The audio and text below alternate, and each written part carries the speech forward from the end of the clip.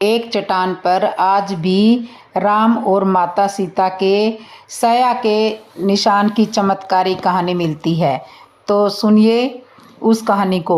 उत्तर प्रदेश और मध्य प्रदेश की सीमा पर स्थित चित्रकूट से 10 किलोमीटर की दूरी पर रामसया स्थित है, जहां आज भी प्रभु श्री राम और माता सीता के विश्राम के चिन्ह साफ तौर पर देखे जा सकते हैं।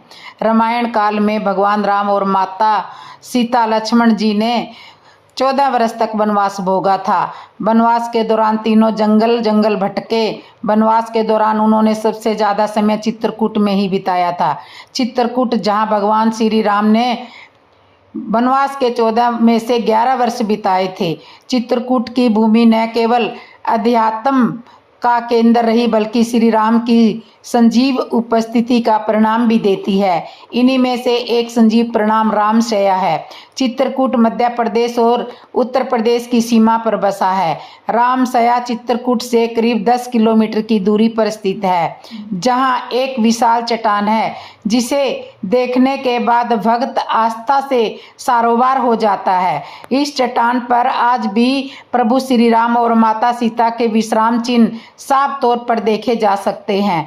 चट्टान पर प्रभु श्री राम के शरीर की लंबाई को देखकर भक्त उस युग को अनुभव कर पाते हैं। भक्त इन पद चिन्हों को देखकर इस बात का अंदाजा लगा सकते हैं कि भगवान श्री राम की लंबाई कितनी रही होगी। चट्टान पर माता सीता और प्रभु श्री राम के बीच में उनके धनुष के भी निशान साफ साफ देखे जा सकते हैं।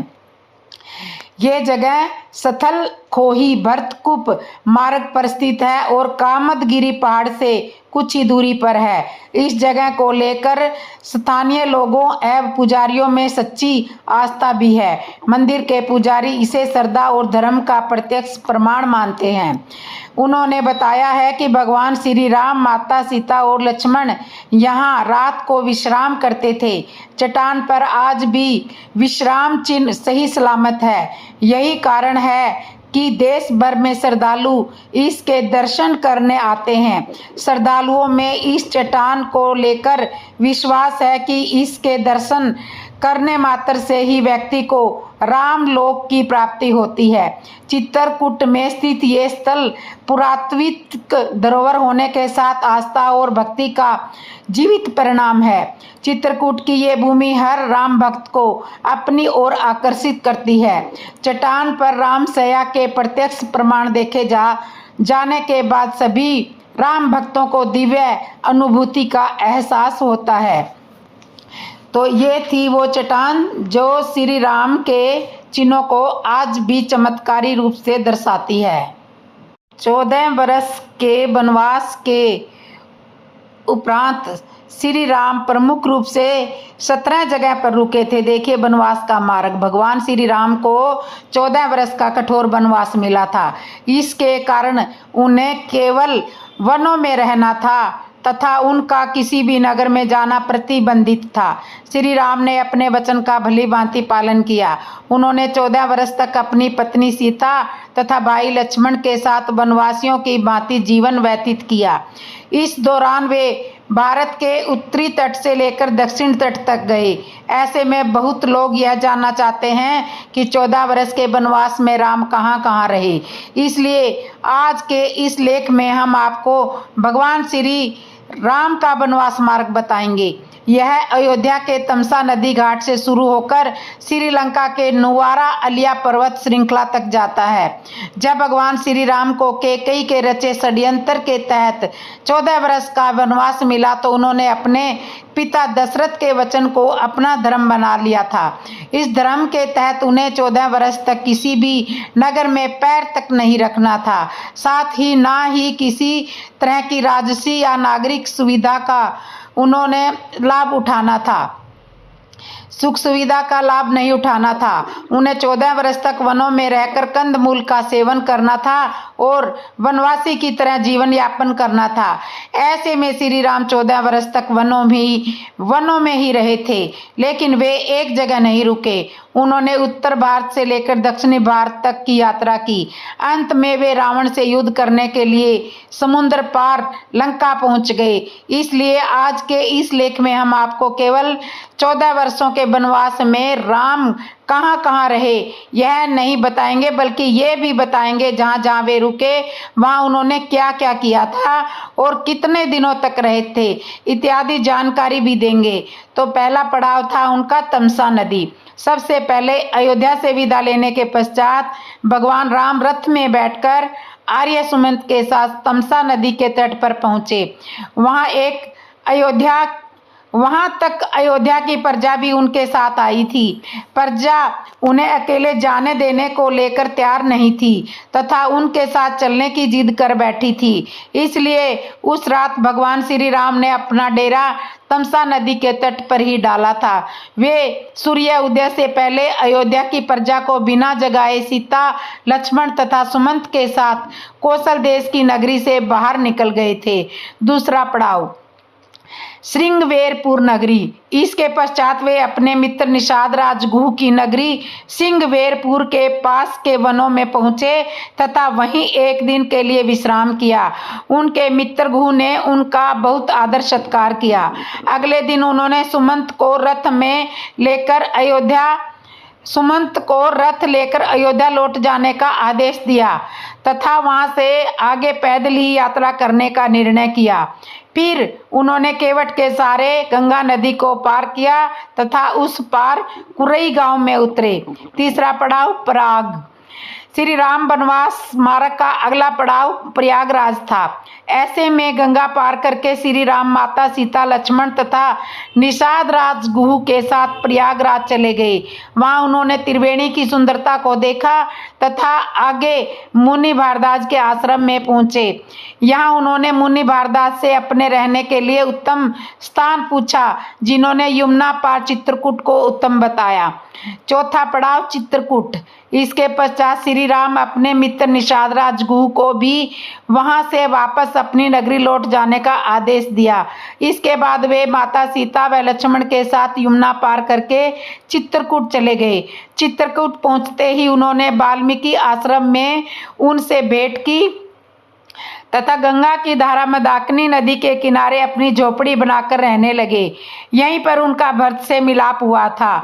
जब भरत अयोध्या से राज परिवार सभी गुरुओं मंत्रियों के साथ श्री राम को वापस लेने के लिए पहुंचे थे, परंतु श्री राम ने वापस लौटने से मना कर दिया था। इसके कुछ समय पश्चात श्री राम चित्रकूट भी छोड़कर चले गए थे। उन्हें डर था कि अब अयोध्या की प्रजा यहाँ निरंतर आती रहेगी, जिससे ऋषि मुनियों के ध्यान में बाधा पहुंचेगी। अब सभी के मन में यह प्रश्न उठता है कि चित्रकूट में राम कितने दिन रहे।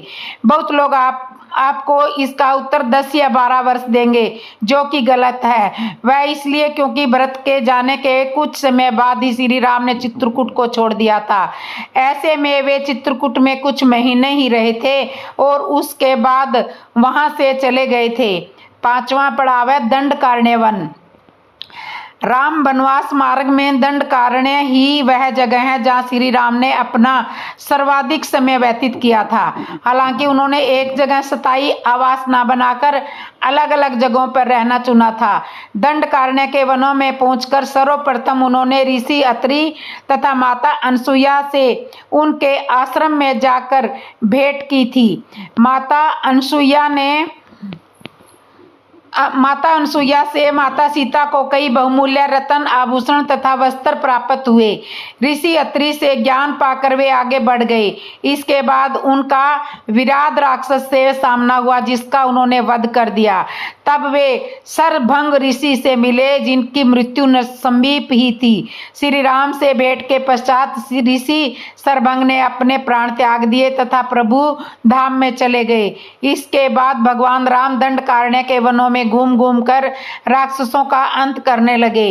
प्रभु श्री राम ने अपने वनवास काल का ज्यादातर समय दंडकारण्य के वनों में ही बिताया था।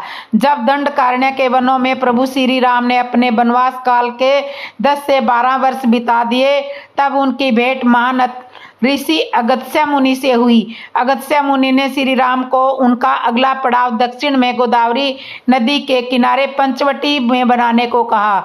अगस्त्य मुनि से आज्ञा पाकर श्री राम पंचवटी के लिए निकल पड़े। छठा पड़ाव था पंचवटी। अब श्री राम गोदावरी नदी के किनारे पंचवटी में अपनी कुटिया बनाकर रहने लगे, जहां उनकी भेंट जटायु से हुई। जटायु उनकी कुटिया की रक्षा में प्रहरी के तौर पर तैनात रहते थे। इसी स्थल पर शूर्पणखा ने श्री राम को देखा था तथा माता सीता पर आक्रमण करने का प्रयास किया था। तब लक्ष्मण ने उनकी नाक काट दी थी। तब उनका रावण के भाई खरदूषण से युद्ध हुआ। वह श्री राम ने उनका राक्षसी सेना समेत वध कर डाला। उसके कुछ समय पश्चात रावण ने अपने मामा मारीच की सहायता से माता सीता का अपहरण कर लिया। रावण ने उनकी सुरक्षा में तनाव जटायु का भी वध कर डाला। भगवान श्री राम तथा लक्ष्मण माता सीता को ढूंढते हुए वहां से निकल गए। बहुत लोग यह भी जानना चाहते हैं कि पंचवटी में राम कितने दिन रहे। ऐसे में इस प्रश्न का उत्तर 1 से 2 वर्ष है, क्योंकि आखिरी का 1 वर्ष तो उन्हें रावण से लड़ने में ही लग गया था। 7वां पड़ाव है मतंग ऋषि का आश्रम। माता सीता की खोज करते हुए सरव तीर्थ में श्री राम जटायु से मिले, जो मरणासन स्थिति में थे। उन्होंने श्री राम को बताया कि रावण माता सीता को अपने पुष्पक विमान में बिठाकर दक्षिण दिशा में ले गया है। इसके बाद उन्होंने जटायु का अंतिम संस्कार किया तथा आगे बढ़ गए। आगे चलते हुए उनकी भेंट कबंध राक्षस से हुई, जिसका उन्होंने वध किया। इसके पश्चात उसने माता सबरी की कुटिया का पता बता दिया।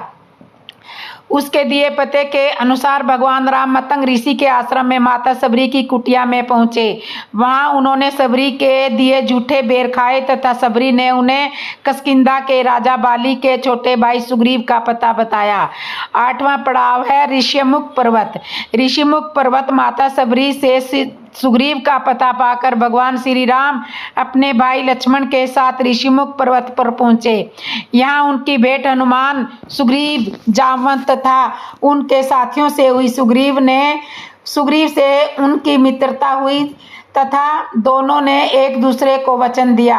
वचन के अनुसार भगवान राम सुग्रीव को उनका खोया हुआ राज्य किष्किंधा पाने में सहायता करेंगे तथा सुग्रीव माता सीता की खोज में सहायता करेंगे।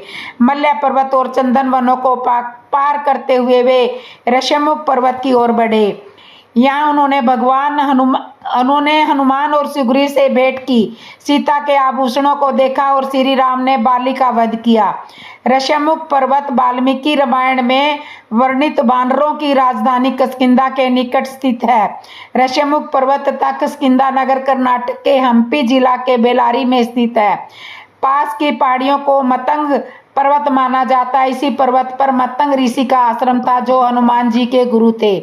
9वां पड़ाव है परसव वनगिरी पर्वत। भगवान श्री राम के द्वारा बाली का वध हो चुका था तथा सुग्रीव को किष्किंधा का नया राजा नियुक्त कर दिया गया था। तब सुग्रीव ने माता सीता की खोज शुरू करने के लिए श्री राम से आज्ञा मांगी, लेकिन श्री राम ने मना कर दिया।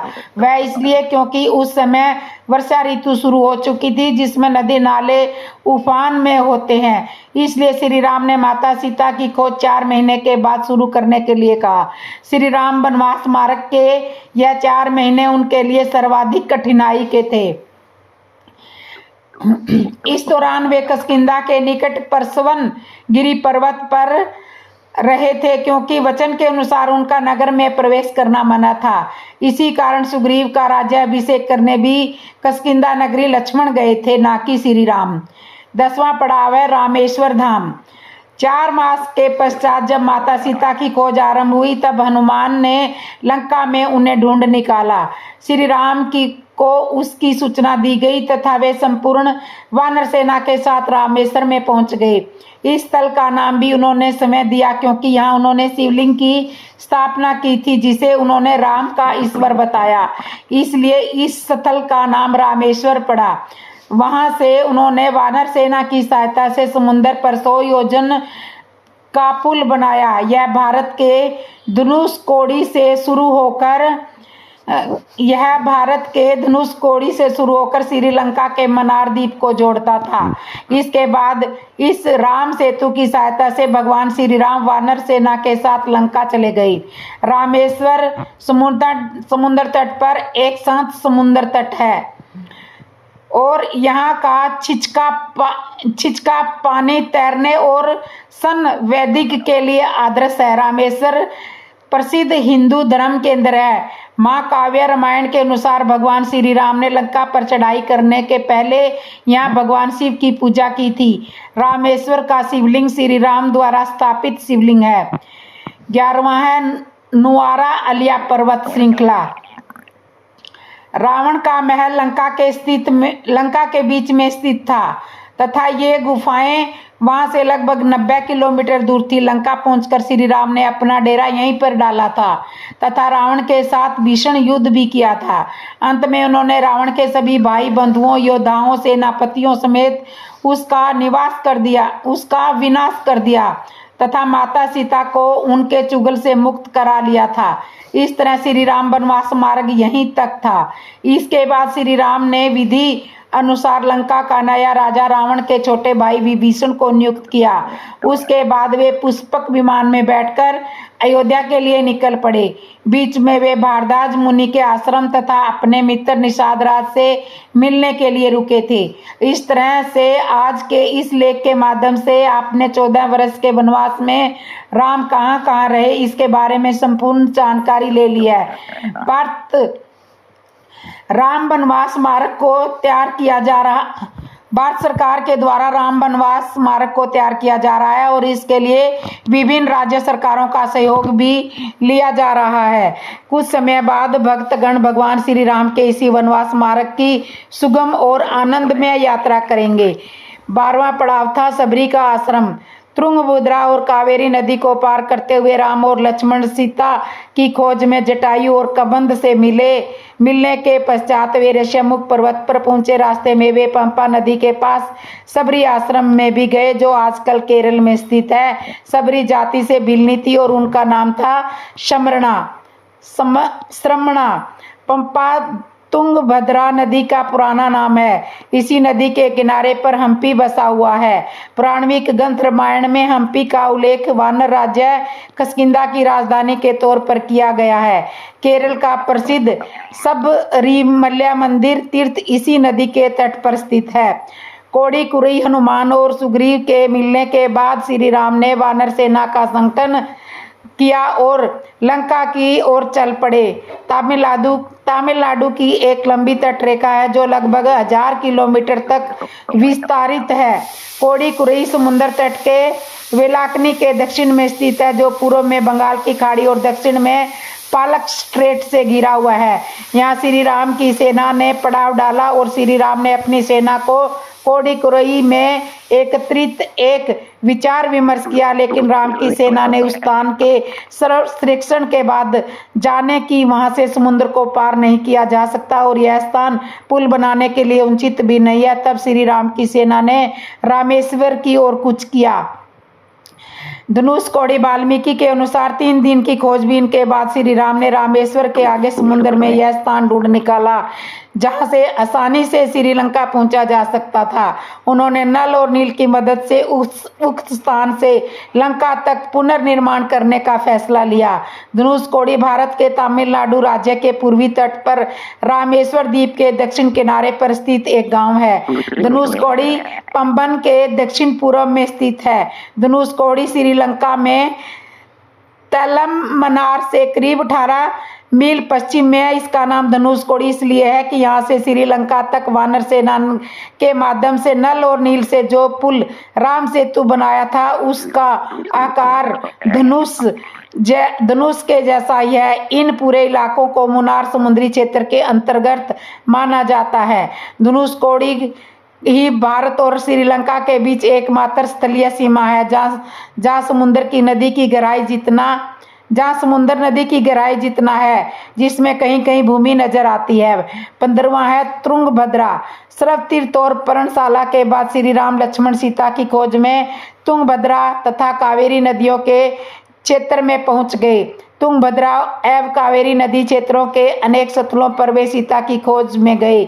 16वां है सर्व तीर्थ। नासिक क्षेत्र में शूर्पणखा, मारीच और खरदूषण के वध के बाद श्री रावण खरदूषण के वध के बाद ही रावण ने सीता का हरण किया और जटायु का भी वध किया था, जिसकी समृद्धि नासिक से 56 किलोमीटर दूर ताकेंड गांव में सरव तीर्थ नामक स्थान पर आज भी सुरक्षित है। जटायु की मृत्यु सरव तीर्थ नाम के स्थान पर हुई, जो नासिक जिले के इगतपुरी तहसील के तागेट गांव में मौजूद है। इस स्थान को सब तीर्थीय इसलिए कहा जाता है क्योंकि यहीं पर मरणासन जटायु ने सीता के बारे में बताया। राम जी ने यहाँ जटायु का अंतिम संस्कार करके पिता और जटायु का श्राद्ध तर्पण किया था। इसी तीर्थ पर लक्ष्मण रेखा थी। 17वां है पर्णशाला। पर्णशाला आंध्र प्रदेश में खम्माम जिले के भद्राचल में स्थित है। रामालय से लगभग 1 घंटे की दूरी पर स्थित पर्णशाला को पनशाला या पनशाला भी कहा जाता है। पर्णशाला गोदावरी नदी के तट पर स्थित है। मान्यता है कि यही वही स्थान है जहां से सीता जी का हरण हुआ था। हालांकि कुछ मानते हैं कि इस स्थान पर रावण ने अपना विमान उतारा था। इस स्थल से ही रावण ने सीता को पुष्पक विमान में बिठाया था, यानी सीता जी ने धरती यहाँ छोड़ी थी। इसी से वास्तविक हरण का स्थल यह माना जाता है। यहाँ पर राम सीता का प्राचीन मंदिर है। कौन थे रामायण के गिद्धराज जिन्होंने सीता की जान बचाने के लिए रावण से किया था भीषण युद्ध? छत्तीसगढ़ के दंडकारण्य में गिद्धराज जटायु का मंदिर है। यह वह स्थान है जब सीता का अपहरण कर रावण पुष्पक विमान से लंका जा रहा था, तो उसने पहले जटायु ने ही रावण को रोका था। राम की राह में जटायु पहले शहीद थे। स्थानीय मान्यता के मुताबिक दंडकारण्य के आकाश में ही रावण और जटायु का युद्ध हुआ था और जटायु के कुछ अंग दंडकारण्य में जा गिरे थे। ऐसा माना जाता है कि दुनिया भर में सिर्फ यही जटायु का एकमात्र मंदिर है। इन सब चीज़ों के ऐतिहासिक साक्ष्य भी है, लेकिन आस्था और भक्ति को शायद किसी साक्ष्य की जरूरत नहीं पड़ती। दुनिया के इकलौते जटायु मंदिर को देखना काफ़ी दिलचस्प अनुभव है। जटायु की राम से पहले मुलाकात पंचवटी नासिक के पास हुई थी, जहां वे रहते थे, लेकिन उनकी मृत्यु दंडकारण्य में हुई। उल्लेखनीय है कि रामायण में संपाति और जटायु को किसी पक्षी की तरह चित्रित नहीं किया गया है, लेकिन रामचरितमानस में यह भिन्न है। रामायण के अनुसार जटायु गिद्धराज थे और वे ऋषि ताक्षर्य, कश्यप और विनीता के पुत्र थे। गिद्धराज एक गिद्ध जैसे आकार का पर्वत था। प्रजापति कश्यप की पत्नी विनीता के 2 पुत्र हुए। कौन थे जटायु जिन्होंने सीता की रक्षा करते हुए अपने प्राण त्याग दिए थे? छत्तीसगढ़ के दंडकारण्य में गिद्धराज जटायु का मंदिर है। यह वह स्थान है जब सीता का अपहरण कर रावण पुष्पक विमान से जा रहा था, तो सबसे पहले जटायु ने ही रावण को रोका था। राम की राह में जटायु पहले शहीद थे। स्थानीय मान्यता के मुताबिक दंडकारण्य के आकाश में ही रावण और जटायु का युद्ध हुआ था और जटायु के कुछ अंग दंडकारण्य में जा गिरे थे।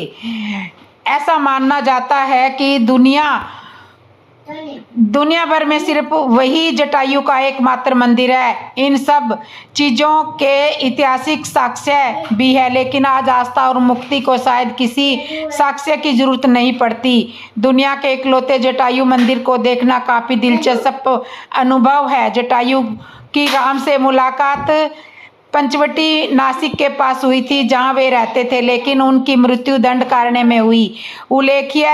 उल्लेखनीय है कि रामायण में संपाति और जटायु को किसी पक्षी की तरह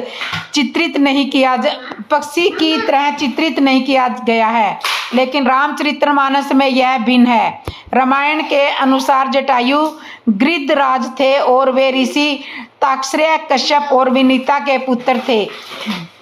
गिद्धराज एक गिद्ध जैसे आकार का पर्वत था। प्रजापति कश्यप की पत्नी विनेता के 2 पुत्र हुए, गरुड़ और अरुण।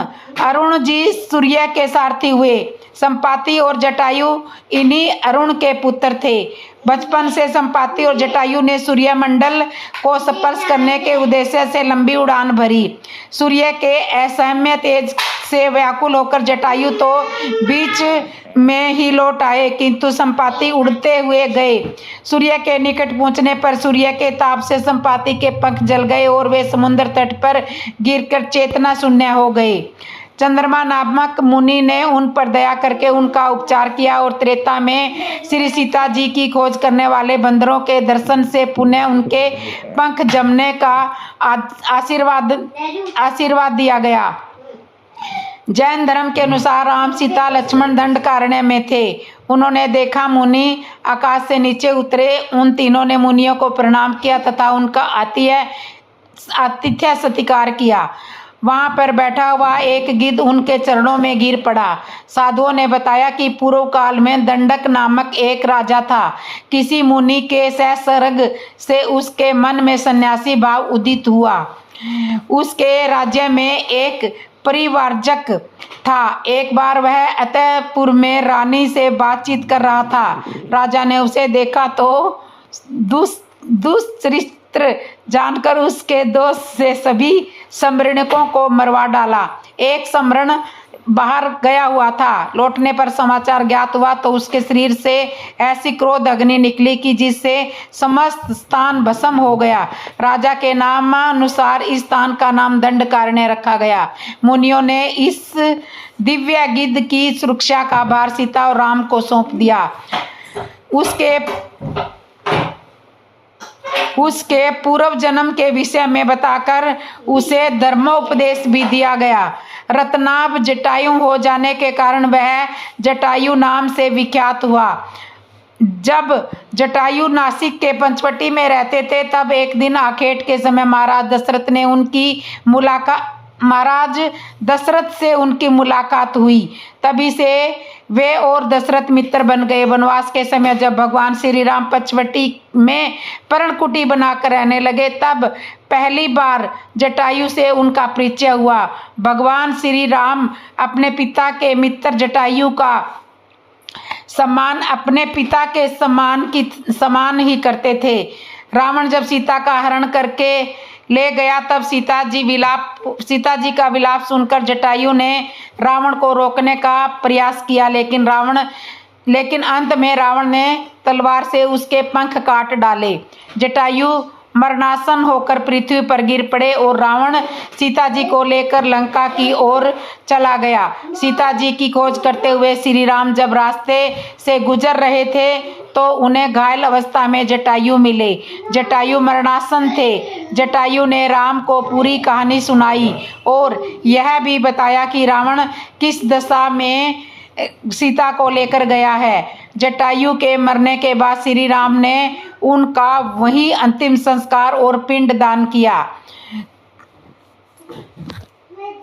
तो इस तरह से जटायु ने सीता को बचाने के लिए अपने प्राण भी त्याग दिए थे। और यह भी कहावत है कि एक तरह से राम ही जटायु के पुत्र थे। एक बार राजा दशरथ ने जटायु को यह बात कही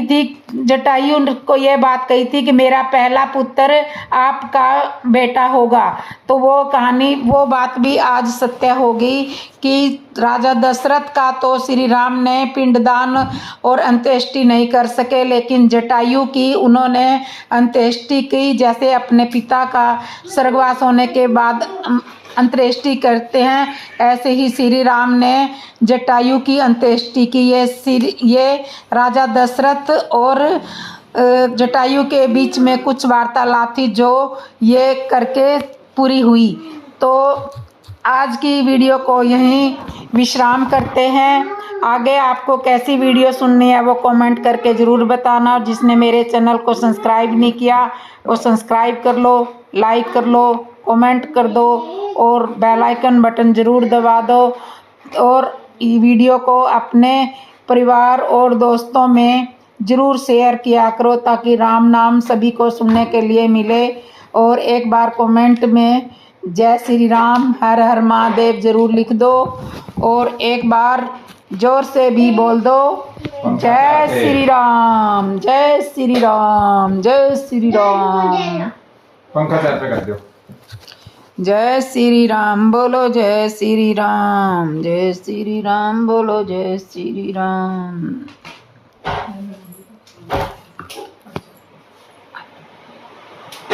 हम तो सही गर्मी में हो रहा है।